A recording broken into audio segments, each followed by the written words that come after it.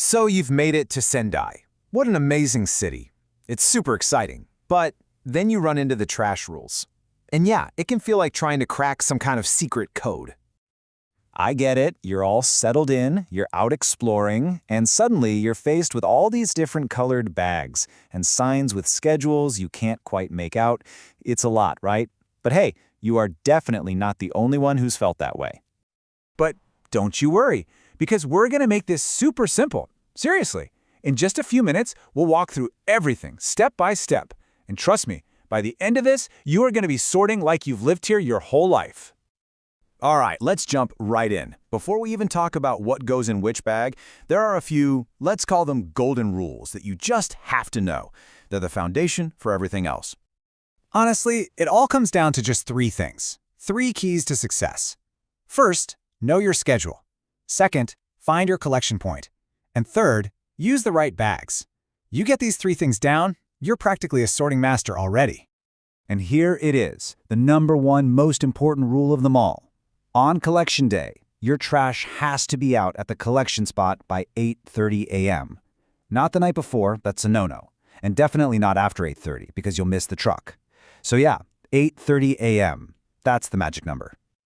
Okay, let's get to the fun part, the bags, the ones you're going to be using all the time. For most of your weekly trash, Sendai keeps it pretty simple with a 2-bag system, and they're color-coded to make it easy. You've got green bags and you've got red bags. Now listen up, because this part is super important. You can't just grab any old bag from the convenience store. For these main types of trash, you must use the official prepaid bags from the city. That little bit you pay for them, it actually helps cover the costs of picking it all up and recycling it. And here it is, the main thing you need to burn into your brain. It's so simple. Green is for your regular household waste. Red is for all that plastic packaging waste. Seriously, if you forget everything else, just remember this. Green for household stuff, red for plastics. And where do you get these magical bags? Pretty much everywhere. Convenience stores, supermarkets, drugstores, they all have them. They come in different sizes, usually in packs of 10, so you can just grab whatever works best for you. So what does this look like in your day-to-day life? Let's get into the nitty-gritty of what actually goes into those green and red bags you'll be using every single week. Okay, let's break this down. Your green bag for household waste, that's kind of your everything else bag for things that can't be recycled, and that one gets picked up twice a week. Now the red bag for plastic waste, that's only once a week, and it's only for things that are 100% plastic. But here's the absolute key. Whatever goes in that red bag must be rinsed or wiped clean. Otherwise, it can't be recycled, and all that sorting goes to waste. So for the green bag, think about things like kitchen scraps, used paper towels, diapers, all that general stuff. But, and this is a really important safety tip, if you have something sharp like a broken plate or glass, you need to wrap it up really well in newspaper or something and then write "kiken" on it. That word means danger, and it's a heads up for the collection crew. And for the red bag, this is for all that plastic packaging. You know, the food trays you get from the supermarket, those crinkly candy wrappers, styrofoam, that kind of thing. And I'm going to say it again because it's so important. They have to be clean. Just a quick rinse under the tap is usually all it takes. It makes a huge difference. Okay, time for a really serious point. There are a few things you can never, and I mean never, put in these bags. We're talking about small rechargeable batteries, those portable power banks for your phone, and e-cigarettes. Why? Because they can literally start fires. And this picture shows you exactly why.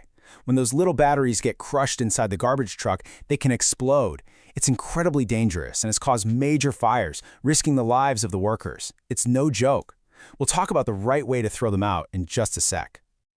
All right, moving on from the bags. What about all your drink cans, glass bottles, and plastic PET bottles? Well, good news. These are also collected every week, and the system for them is super easy. No bags required. It's a simple 3-step process. Step 1, take off the caps and peel off the labels. Those little plastic bits, they actually go in your red plastics bag. Step 2, give the bottle a quick rinse. Step 3, just toss them straight into the big yellow boxes at your collection point. That's it. See? No bag needed. Now, there are a few special cases here. For your regular, non-rechargeable batteries, you should put a piece of tape over the ends, pop them in a little clear bag, and put that inside the yellow box. Aerosol cans? Make sure they are totally empty. Shake them to check, but please do not poke a hole in them. And for old fluorescent light tubes, you want to keep them safe in their original packaging or wrap them in paper, and then just place them carefully next to the yellow box, not inside it. Okay, we're almost done. Let's quickly talk about the stuff you won't have to deal with every week. Paper and those big, bulky items that obviously won't fit in any bag. Paper is collected twice a month, and the big rule here is to sort it by type. So all your newspapers go in one pile, all your cardboard in another, and so on. Make sure to pull off any plastic film or tape. Then just stack it all up neatly and tie it with string, kind of like you're wrapping a little gift for the recycling truck. And finally, what about that old bookshelf or broken chair? That's called bulky waste, and while it seems like a hassle, it's actually just 3 easy steps. First, you either call or go online to book a pickup. They'll tell you how much it costs. Second, you pop into a convenience store and buy a special sticker for that exact amount.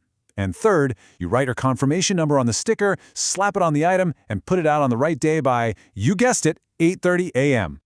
And that's pretty much it. So to recap, green bags for general trash, red bags for clean plastics, yellow boxes for cans and bottles, and then you have your special rules for paper and big stuff.